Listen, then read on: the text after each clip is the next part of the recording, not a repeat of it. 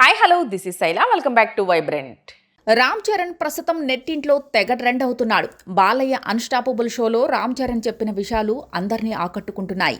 తన కూతురు క్లింకారా చేసే అల్లరి గురించి రామ్ చరణ్ చెప్పిన సంగతులు అందరినీ ఇట్టే కట్టిపడేస్తున్నాయి.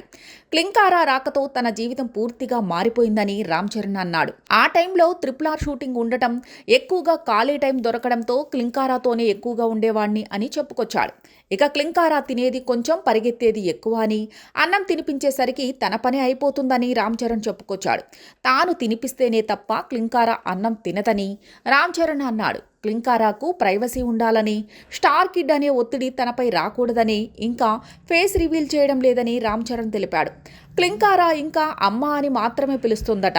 నాన్న అని ఎప్పుడు పిలుస్తుందో అప్పుడే ఫేస్ రివీల్ చేస్తానని రామ్ చరణ్ చెప్పుకొచ్చాడు. ఇక అన్స్టాపబుల్ షోలో రామ్ చరణ్ తన పర్సనల్ విషయాలెన్నో పంచుకున్నాడు.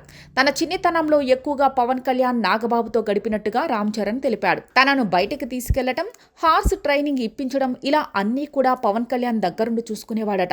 ఇక హైదరాబాద్కు వచ్చాక రాణాతో స్నేహం కుదిరాక తమ గురించి, తమ బాధ్యతను అల్లు అరవింద్ చూసుకున్నాడట.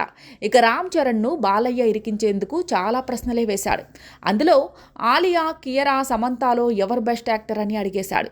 దానికి రామ్ చరణ్ సమాధానం చెబుతూ, సమంత చాలా మంచిది అని అంటే నేను మంచిది ఎవరు అని అడగలేదు, బెస్ట్ యాక్టర్ ఎవరు అని అడిగాను అంటూ బాలయ్య సెటైర్ వేశాడు. సమంత చాలా మంచిది, మా ఫ్యామిలీతోనూ ఎక్కువగా రిలేషన్ ఉంది, అయినా సమంతే బెస్ట్ యాక్టర్ అని రామ్ చరణ్ చెప్పుకొచ్చాడు.